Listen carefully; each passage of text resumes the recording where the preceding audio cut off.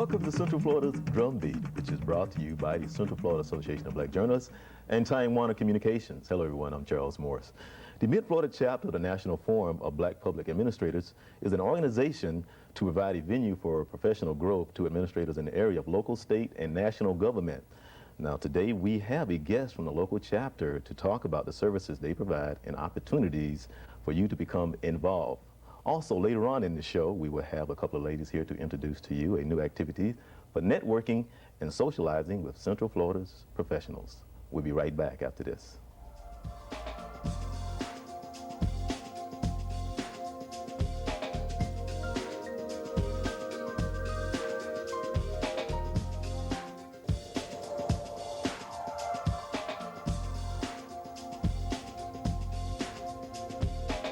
Welcome back to Central Florida's Drumbeat.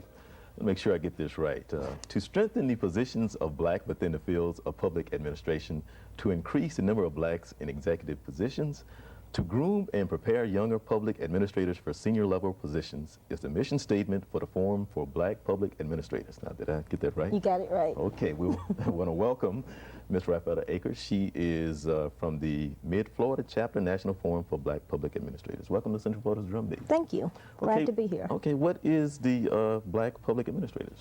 Well, you just summed up our mission. And our local organization adheres to the national mission.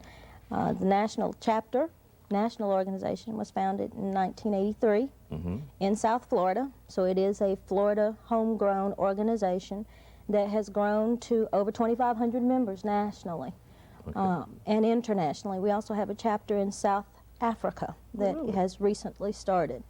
Okay, can you tell me a little bit more about the local chapter? The local chapter is made up of in excess of 60 members that come from local state government, mostly county governments, Orange, Osceola, Seminole, Volusia, Lake counties, City of Orlando, City of Eatonville, as well as the City of Sanford. So it can be either elected officials or officials who've been appointed to positions within government, or individuals who are serving the general public as public administrators. Okay, so how do you go out and you recruit your members? How do you do that? Through a lot of trial and error. Our members come from a myriad of backgrounds within public administration. We have persons who work in budgeting, individuals who have been elected to positions. Some of the city commissioners are a part of our organization, City of Orlando. The mayor of Eatonville is a part of our organization. So it just depends. Some of the folks have been in government 10 years, some have been in government 1 year, some have been there 20 years. And we just send out information and try and get folks to come and join us. Okay, and how often do you meet? We meet monthly. Monthly? Yes. Okay, so take me inside of one of these meetings. What takes place once you guys get together? Once we get together. The best question is, do you serve food? We do serve food. Okay, that's the most important question. We have an individual who makes sure that there's always food. Okay. So there is food, and then we spend probably the first 15 or 20 minutes just eating and talking to each other, learning a little bit about who we are and what we're doing and some of the issues we may be dealing with. Once we do that, we do have a formal meeting where we take care of some business that we have, either events that we have coming up in that particular month or somewhere down the road, and then spend some time in professional development. So one of our members or someone from the outside may come in and do a professional development seminar around a particular topic that one of the members suggests. Yeah, because my question is, do you guys ever do any fun stuff? Sure, we have all kinds of fun stuff. We have picnics, we have dinner dances, we have all kinds of social events, because we like to have a good time too. It's not all work. Oh, I would agree with that. Tell me, how many chapters do you have again here in Florida? We have 5 chapters in the state of Florida.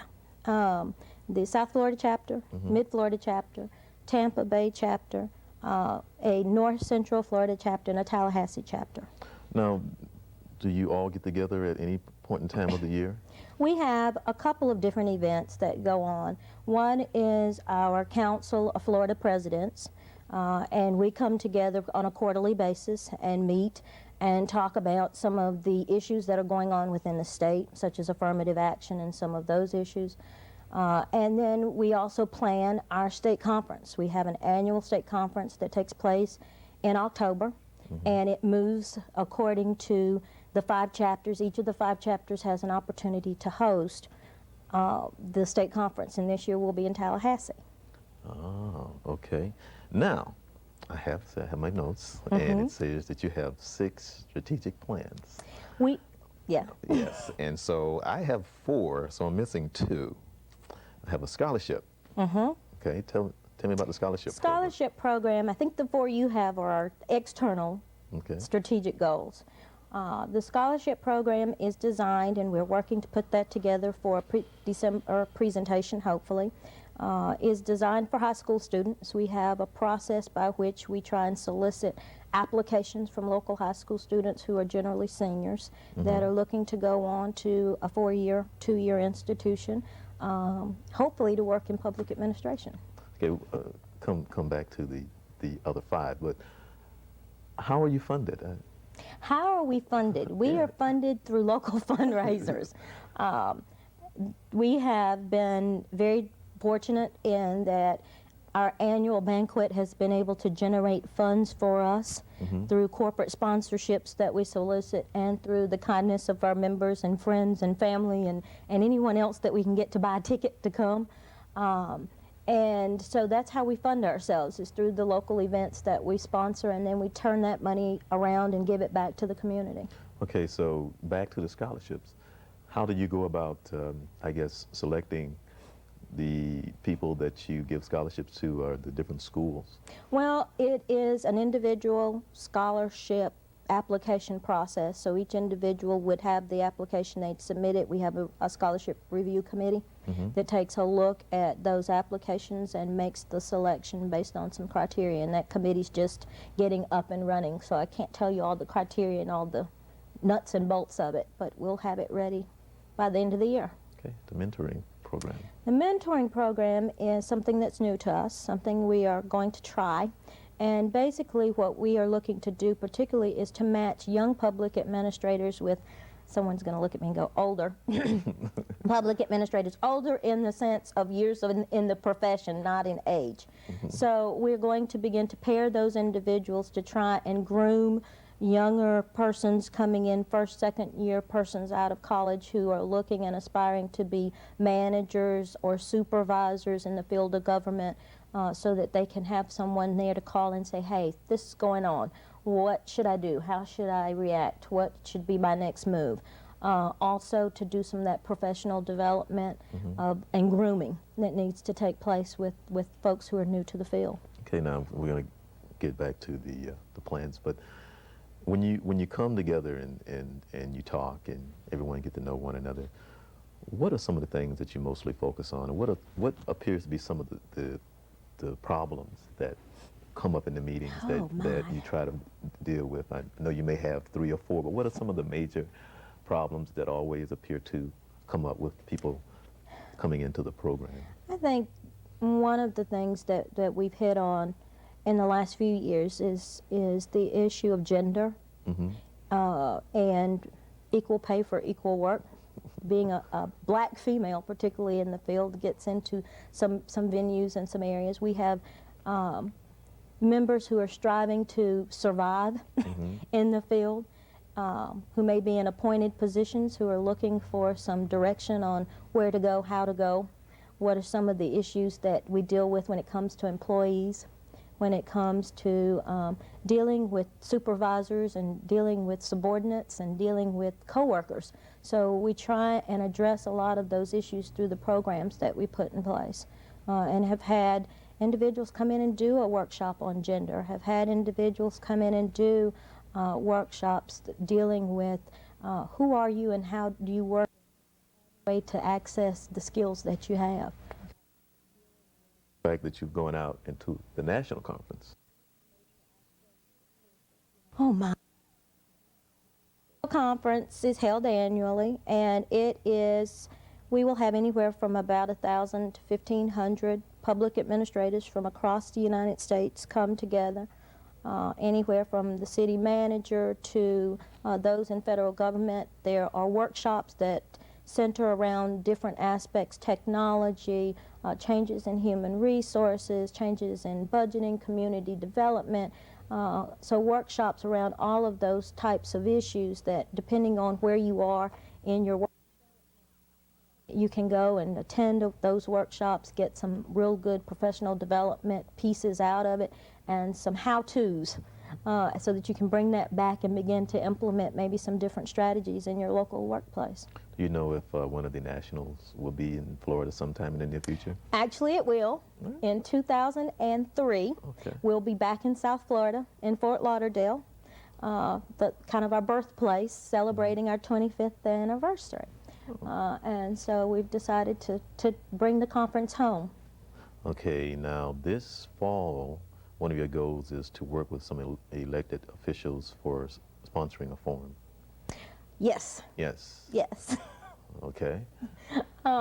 We have been lucky in that we have been able to get our name out there and are always looking for opportunities to assist elected officials in some topics that may not be readily accessible to some of the resources that we have, as far as our membership and their skills and abilities in being able to present workshops and being able to put information together and put some people in places. So we are looking and are probably going to have an opportunity to work with a couple of elected officials in the next 6 to 8 months to put together a couple of forums for the community that will be community-based and focused, and try and bring some of the community organizations together and address some of the issues that they have. One of the programs that we did during the last election was a community-based information session, and we're able to put that together in conjunction with some other organizations.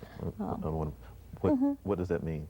What does what mean? The information-based station, is that what you said? What you put together for the... Well, depending on the topic, there is the opportunity for us to pull together individuals from things like community development block grants. Okay. What does that mean, and who qualifies, and how do they qualify?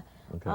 And some of the other governmental entities that are out there that we are all a part of, to be able to bring those subject matter experts together and then have a community forum where you can find out what it means, how it works, and how do you access it. Okay. Now back to the strategic plan, recruitment program. We're always looking for members. Anyone that wants to join, please call us. Okay, well, we do have the phone number, and that is 836-8011. Yes. Oh, okay, we can call that number. Yes. And the community issue program, you covered that? Talked a little bit about it. Okay. Yeah. Is anything else you want to say about it? I just wanted to say that we are also looking for projects and for opportunities to be in the community. Okay. And we're 60 persons strong. Okay. So there's a good, and as I said, we covered several counties and would like to be out there and involved in some programs that may be going on in the local community. Okay, now that's 4. You have two more? We have 2 more.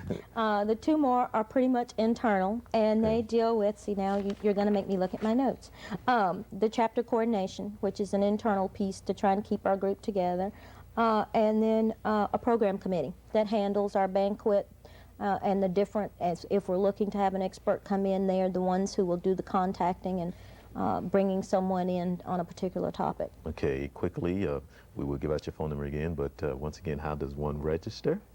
How does one register? They can call me, and I think that's my number you're giving. So Okay. if they call, then some of our members will be more than happy to mail them out a packet. We have a packet of information that we will send to them, and they can then fill out the registration form. Okay, and that number again is 836-8011. Yes. All right, thank you for coming on the show. Thank you for having me. All right, so coming up, now if you're looking for an opportunity to network with professionals like Miss Aker here, then you need to stay tuned. We'll be right back after this.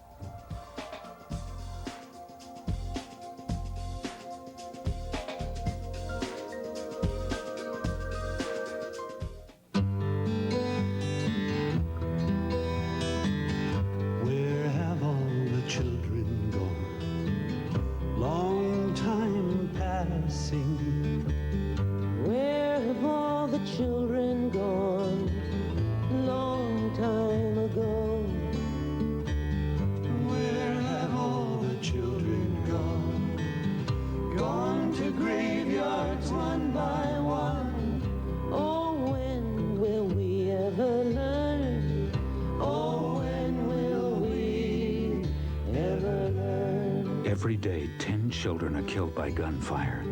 The killing won't stop unless you help stop it.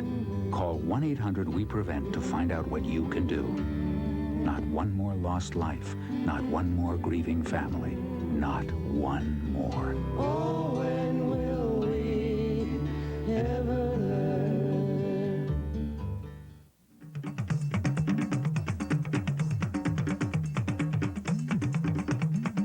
Welcome back to Central Florida's Drumbeat.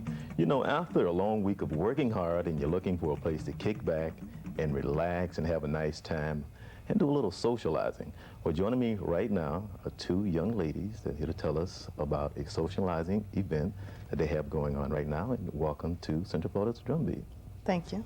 Okay, now we have Raquel Buckles and Miranda Merriweather. Motherway. Right. Okay, welcome to the show. Tell us about, is it Maroc Productions? Okay, what is it? Maroc is simply our name. It means absolutely nothing. It's a combination of our two names, Miranda and Raquel. And it was just to establish an identity Okay, for the so- things that we want to do in the community. Okay, we will talk about it in a minute, but what are some of the things that you do want to do in the community? Okay, for starts, we're just the second Friday event. That's just our debut thing.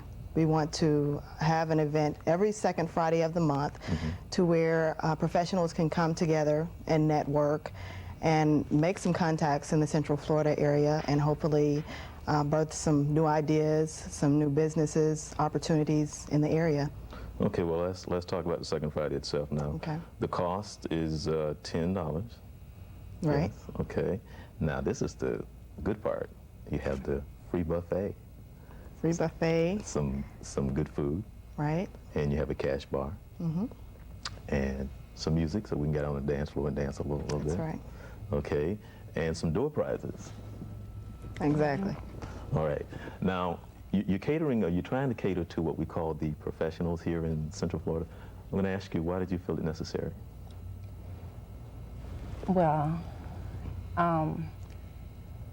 here in Orlando, it seemed like the only thing that we cater to is tourists and I would say like more the thuggish side of Orlando. So we thought of putting something together for, you know, the professionals, someplace that we can go and relax and wind down after a hard week of work.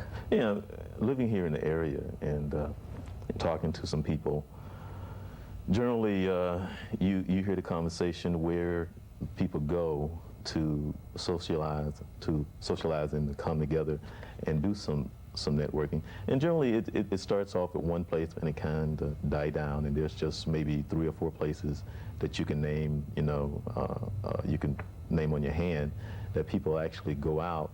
But there is a professional, I'd say, group that we have here that we never see. And I guess it's kind of hard to try and tap into those people. Do you have any plans of what you can do to try to get those people to come out? We're just making contacts with any and everybody that we can in order to get the people together. And you're right, there are a lot of things going on in Orlando that a person may or may not know about. So it's just a matter of getting everyone together and socializing together and networking and just building on it and making one big event type thing out of it, you know. It's just instead of the groups, different groups, this group is here, this group is there, everyone's doing their own little thing. And I think that me, myself, moving here from Tennessee in October, I didn't know where to go. I didn't know anyone here. You know, I didn't know what the contacts were. Okay. So that was just a way for me. Okay, so how did you meet the beautiful one here? We actually met online. Really? Yes, we did. And so how did where did the concept come from? You started talking, and what happened? We started talking about just meeting people in general and what to do for entertainment. And she wants to go into business for herself, starting with like a supper type club for the mature audience. And I wanted to just meet people, so that was the birth of Second Friday.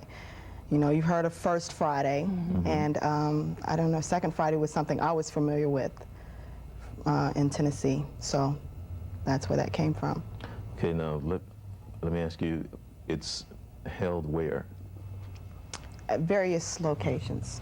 Okay, do you have an idea where your next one will be? Do we have an idea? Well, our first one was at the Wyndham Orlando Resort. Okay. And we're trying to hold our second one there also.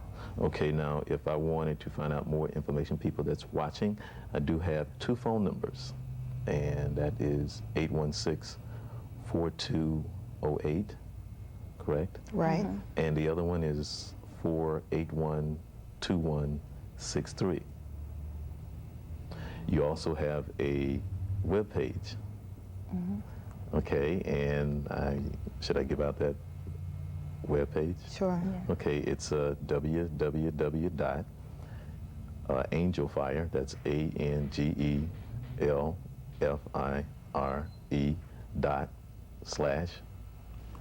.com.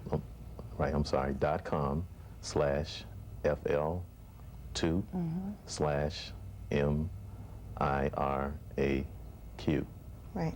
Now, what I like about, well, actually, I saw your flyer, and it says that you must be at least 23 years of age, and there's a dress code. Can I ask the people out there that may say, well, I'm 21, I'm 22, why 23? Well, we said 23 because, you know, it's a networking event, and most people, when they graduate, they're about 22, 23, and they kind of have their mind set on what they want to do. And coming to our event at that age, we feel like they really know what they want to do, so the people are there to help them along the way. Okay, you had your first event, and did you learn anything from the first event? We made some very good contacts from the first event. It was nice. It turned out nice. We met some people that are willing to participate in the event, do all that they can. We've come up with more I guess, special type things to present at the event, such as a fashion show we're going to have, the hair show for the professional, the new millennium, you know, the big hype with that, and the poetry readings, open mic for that, and things to that nature, to where it will attract more people. There's more of an entertainment setting. So basically, is your idea is to become involved in the community and try and do what other than bring some professional people together and network? Because I'm taking from your webpage, it says you have a display of colors, and it's black and gold, and I see why you picked that, but what are some of the other reasons why you decided to come together and do what you're doing? Can you answer that?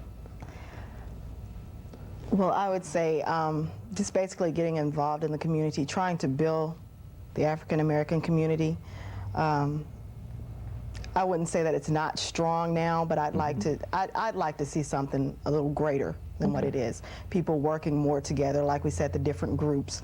You know, you don't know who's in Orlando. I don't have a clue. Right. Well, see, I can tell you from living here, and I've been here for a while, and it's not a negative thing about Orlando, but Orlando is different, and for someone like yourself, someone that may come here from New York City or Chicago or Detroit, is a certain different type of mentality that I don't think anyone can truly explain, but it's just Orlando. And I wouldn't say that it's anything negative or bad. It's just different in the mindset and the people and the way that we think, and how we have to, I think, go the extra step to try to pull us together and get us to socialize. But I'm going to ask you about your colors, black and gold. Very significant to the missions of your production. Can you tell us why? I have it right here in front of me, but I'm going to ask you. Black represents, I'm asking, the fight for unity and empowerment in the African Americans community. Right. And the gold represents how rich and powerful, spiritual, physical, and emotional toward our community.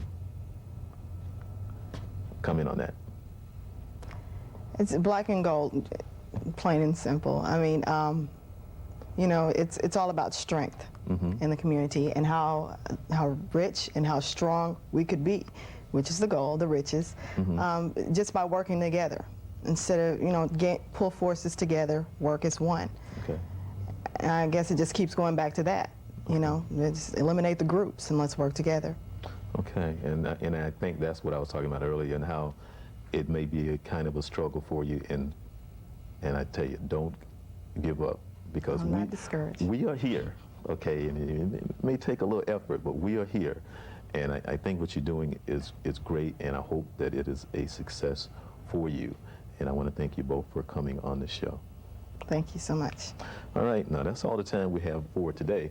For questions and comments, you can write to us at Central Florida's Drumbeat. That's P.O. Box 745, Orlando 32802. That's P.O. Box 745, Orlando 32802. Also, I was reminded to tell you to catch Max Johnson on Community Beat through the Cox radio station on 6:30 a.m. Sunday mornings at WHOO 990 a.m. and on Star 94.5, and that's on your FM dial. That's Max Johnson with Community Beat. That's once again Sunday mornings at 6:30 a.m. I'm Charles Morse. Thanks for watching.